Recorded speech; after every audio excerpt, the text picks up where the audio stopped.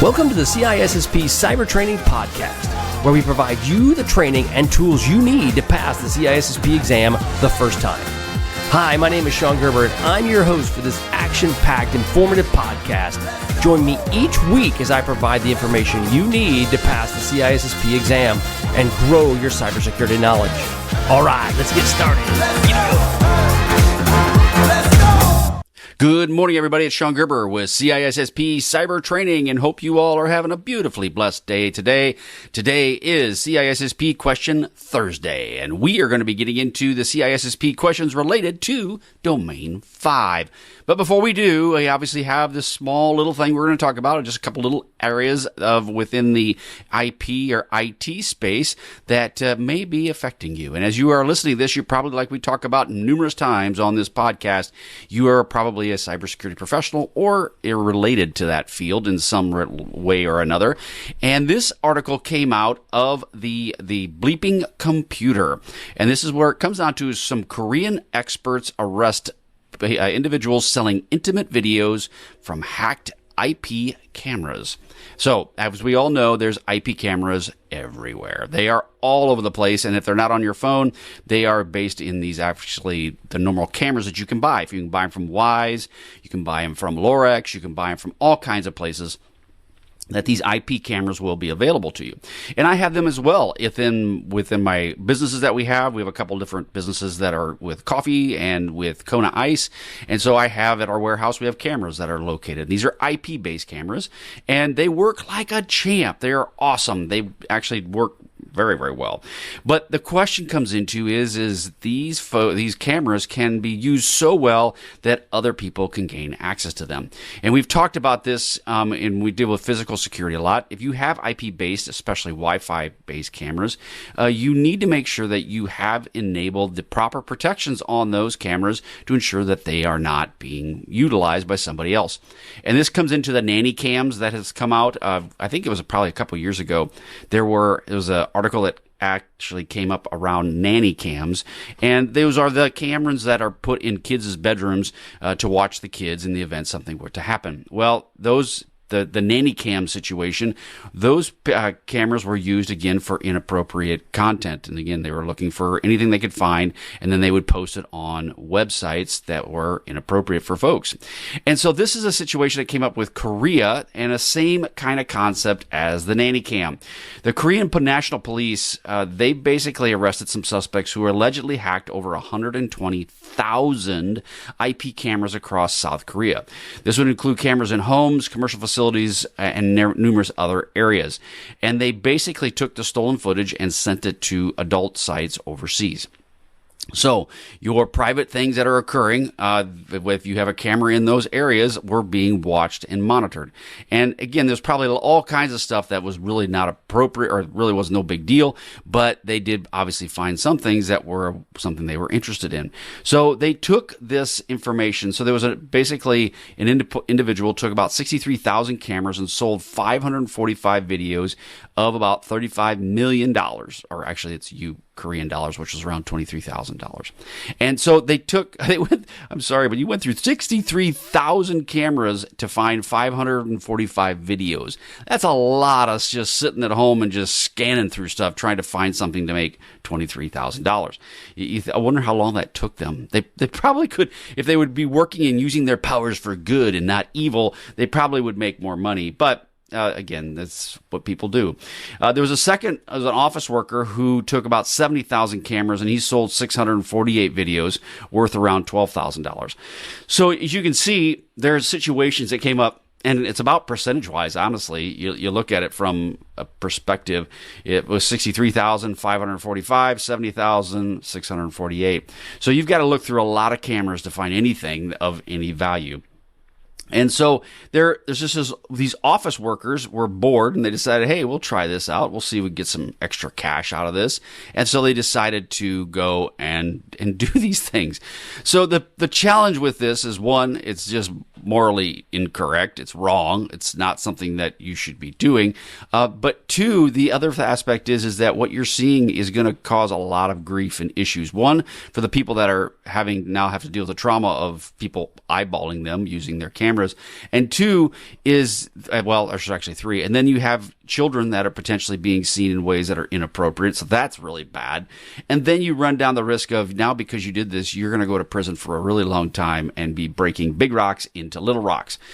So just a really bad thing for, $50,000 in the grand scheme of things when you add them both up. That's a lot of money, but it's not a lot of money for the drama that they have caused and the issues they're going to cause for themselves. So basically it comes down to is anytime you're dealing with an IP camera or IoT type device, you want to make sure that you change the default password, the default credentials. And we did this in the hacking world, is that we would typically go and look for wireless access points that had the administrative credentials still labeled, still there. Because in the past, and they've changed this a lot since then, but there would be a lot of wireless access points that would use the same admin credentials, such as admin username, admin password, assuming that you are going to go and make the changes to them when you actually install them, which most people did not do. So changing default admin credentials, again, very important part with unique passwords. Do not replace and remove this exact same password on all your other devices, because once they get one, they can get many.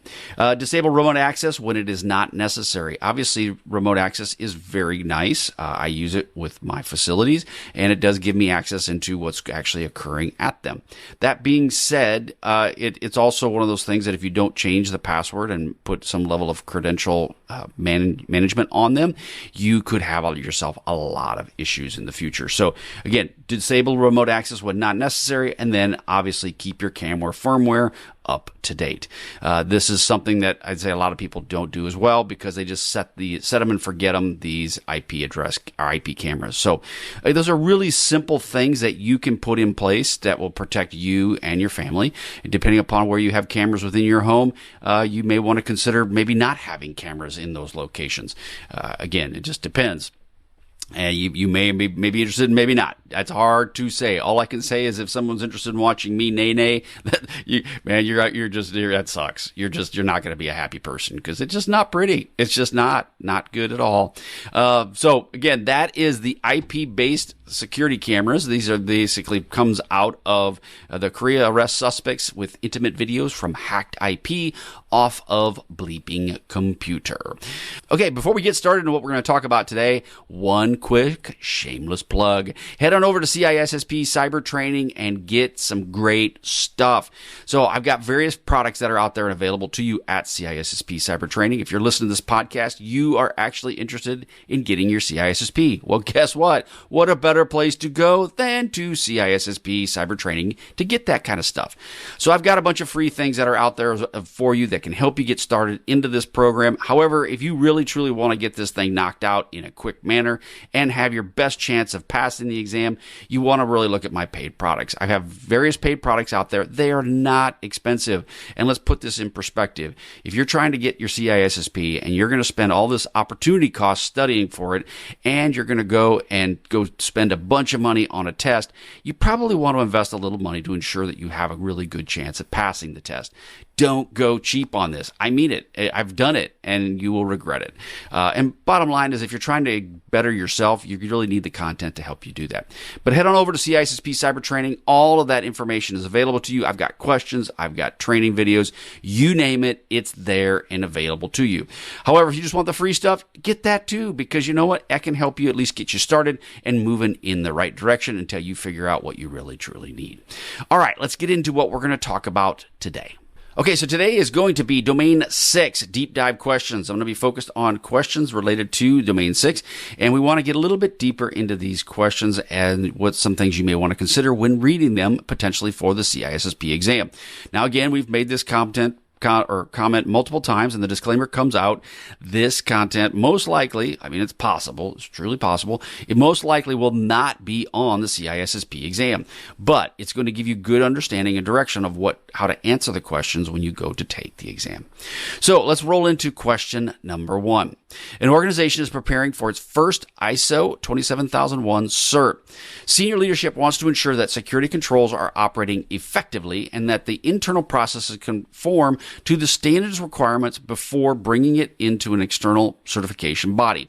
So basically, you want to make sure your act is together, you have everything under control, and you are actually doing what you're supposed to be doing before you bring somebody in to highlight some challenges you may have. So which of the following is the best activity to perform first? A, commission a full external certification audit against your ISO 27001. B, perform an internal audit program aligned with ISO 27001 control objectives. C, conduct a set of ad hoc pen tests or internal-facing systems on internal-facing systems. Or D, run one-time automated vulnerability scan across all critical servers. Okay, so the first one, obviously, you guys can throw out. Right? We just talked about it. We want to make sure we go through this before we actually bring somebody in. So that one's an easy one to throw out. But let's kind of walk through some of these other questions. So we talked about you want to make sure you have a good plan. So running a one-time automated vulnerability scan across your critical servers, that will meet some of the needs, but it's one time. It hasn't been something you've been building upon. So that one would probably be one that I would discount if I'm not real sure. Conduct a set of ad hoc pen tests and on internet-facing systems. Now, you'll probably have wanted to conduct at least one pen test before bringing a certification authority in to look at your environment. However, ad hoc means basically you kind of do them on as a whim. It's possible, but I don't think that's the best activity to perform first. The best activity would be to perform an internal audit program aligned with the 27001. So why is this the best? Well, it's designed to verify both control design and operational effectiveness. So they're going to look at how does it look, what's the design of it, and then do you have the proper playbooks in place? Do you have the proper processes in place to make that happen? You also explicitly expected by the ISO 27001 as part of their overall internal audit program. They're going to expect you to have done this at some point in time. And then you need to perform before any external certification to identify and remediate any non-conformities. I'm dealing with this right now with a company that we're going to be working through a SOC 2 audit. And they want to make sure that before the regulators come in, you actually have done some of these things, or at least have a good understanding of where you are at, because they're going to look at this and go, yeah, you're not there. Yeah, you're not in the position you need to be. So we want to make sure that we are in a good position to get the right controls in place to ensure that they have what they need to be successful. Question 2. You are a security manager for a financial institution. The CIO wants your security team to perform an independent audit of IT general controls to satisfy board directives on its overall independence. Your team designs controls and implements them and monitors their performance. Which of the following was the most appropriate response? Okay. A, recommend using an internal audit function that reports outside of IT to the board or audit committee. So your board wants to have an independent view of this. They don't want to get all their information from IT. B, you agree that because the security staff understands the controls and they can audit them efficiently and effectively. So you don't need to worry about this being a independent thing. You agree, but the label of the activity is a self-assessment instead of an audit. So you basically come down to and you say, well, we're not going to audit it. We're just going to self-assessment, which when you're dealing with an audit versus a self-assessment, the language can be very different and you can also be not as particular. So they're going to basically open up the guardrails and make it so that they have plenty of room to maneuver and operate within this air quotes assessment. Or you decline and say, no, we're not doing this. Insist that only external public accounting firm can perform the independent audit. So what they want is they want an independent audit done. So we'll re-summarize this. By a certain group, and they want it to be internal first, just to kind of before they actually go and report it to outside of the organization. So, what should you recommend? And so, what it comes down to is you should recommend using an internal audit and report outside of IT to your team and to the board. That's the one thing you really kind of want to consider. Now, having an external audit team is great. They can perform a lot of great things. However, just using them, it can be very expensive. And so if your board just wants to have a good understanding of what's going on, you would want to have a third party, a third party. It would be an internal third party, internal unbiased person or group of people to do the audit. Whereas with C and D, so you agree to it, but you also want to use your security staff, well, they can be biased on this plan. And then if you agree to it, but you want to do a self-assessment versus an audit, it's basically you're couching the fact that you're probably not going to come out very well in this overall plan. So you're going to want to have a better strategy. So it's understandable. So the best answer is A. Question 3, a recent vulnerability assessment identified several issues on a critical payment system. One finding is a medium severity vulnerability per the scanner that, if exploited, could bypass transaction authorization controls. The vulnerability requires authenticated internal access and precise timing, and there are no public exploits available. Okay, so you got an issue, found a problem, right? It's a medium severity problem. There are no known exploits available at this time. But it has been confirmed that the vulnerability does exist. So what should the security professionals do first? A, accept the scanner's severity and place the vulnerability into backlog behind higher severity issues, possible. A, immediately treat the vulnerability as critical and require emergency patching, maybe not so much because it's a medium severity. C, close the finding because it exploits only the internal staff with authenticated access. Or D, perform a risk analysis that considers business impact, likelihood, and existing compensating controls. Okay, so again, we're going to come back to you found a vulnerability on a critical payment system. It's not a critical vulnerability, it's a critical payment system. One finding has a medium severity vulnerability per the scanner. What it's saying, that if exploited, it could bypass the authentication controls that are on the overall critical system. So what should you do? Well, we talked about A is, putting it in backlog might be a good option. But it probably isn't the first thing you want to do.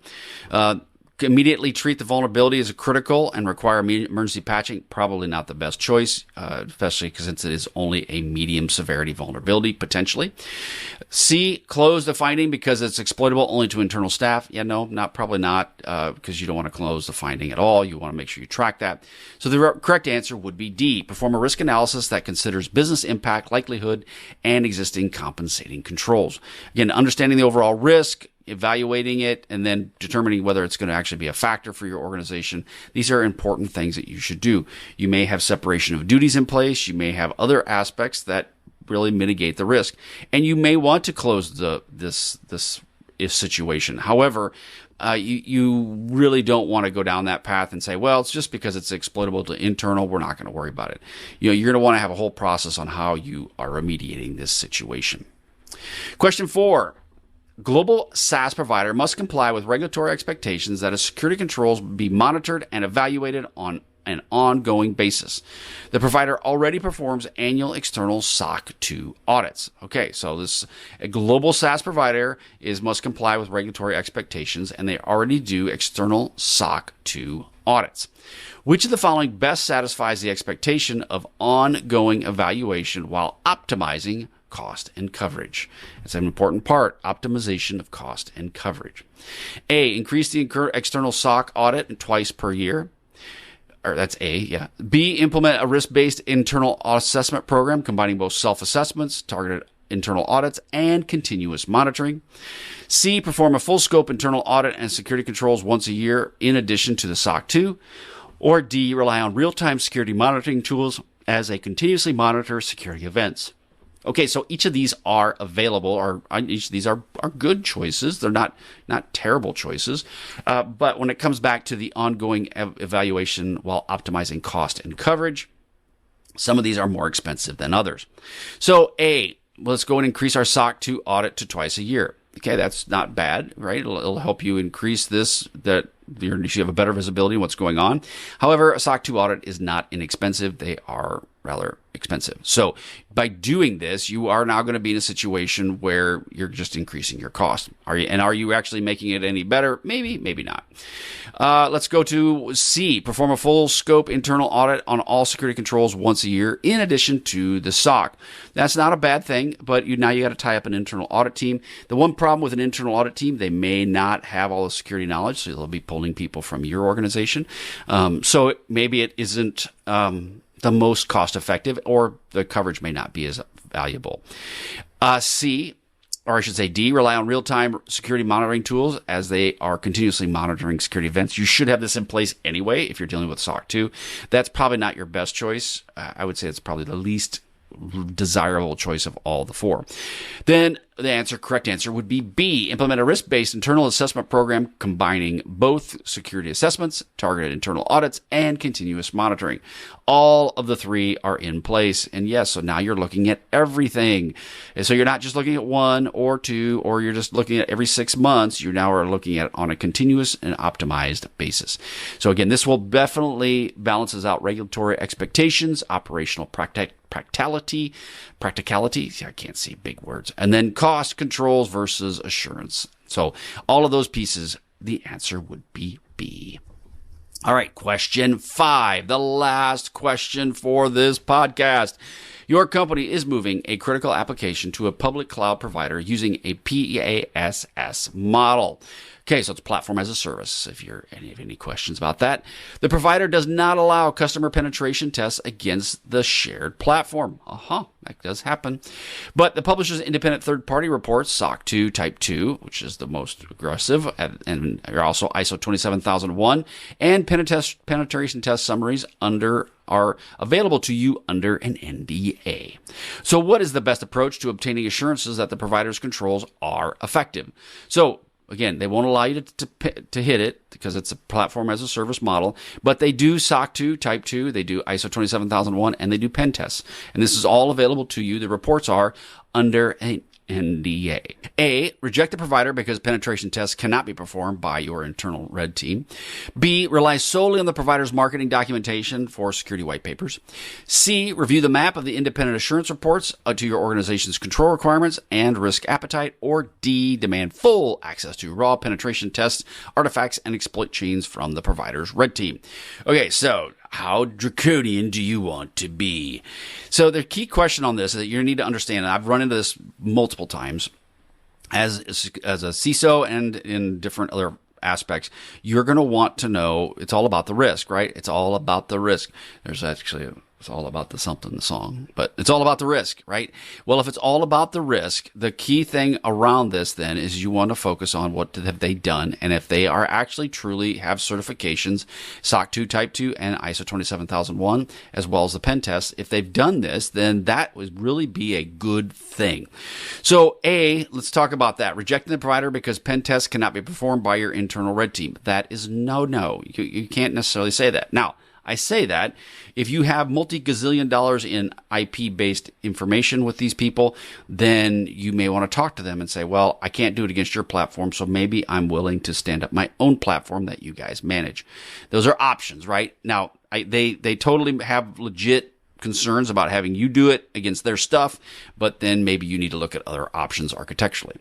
B, rely solely on the provider's marketing documentation and security white papers. Well, okay, anybody can put what they want in papers. Now they could get sued, but you definitely don't want to rely on that. That's great. It might be the first hack of going, okay, cool. There's SOC 2 Type 2. Awesome. Yeah, that might be great at the beginning, but when it comes right down to it, you're going to want to see their documentation. So demand is usually not a really good word when you're trying to meet with people. So question or answer D, demand full access to raw pen test artifacts and exploit chains from the provider's red team. So demanding usually does not go well. It becomes very confrontational very quickly. So I would highly recommend you do not use that. You actually maybe have a discussion and dialogue with them, and maybe they'll be happy enough to give that information to you. That being said, the right answer is C, review and map the independent assurance reports to your organization's control requirements and risk appetite. Comes right down to put them under NDA. Get the NDA, sign the NDA. Then they will give you all this information, and then you can start looking at it and gleaning over it and determining if it will meet your needs. Again, you need the correct response is you want to get the access to the reports, but you got to get them under NDA. You want to scope it and determine the coverage to ensure that it covers your own network. And then you want to identify gaps where your organization must implement compensating and complementary controls. So again, that is the answer. Again, that's on question 5. Review and map independent assurance reports to your organization's control requirements and risk appetite. Okay, so if you go to CISSP Cyber Training, I actually have more questions that are tied into my deep dive. I just don't have time to go over all of them right now. Head on over to CISSP Cyber Training. You can get access to those. Those are all available to you. Again, I'll tell you that's on the paid subscription to get access to some of the deep dive questions that I have. But you can actually you can actually look at the the video of this, and you can go through this. This will be available on my blog, as well as it'll be posted, obviously, in this podcast. But all it's available to you at CISSP Cyber Training.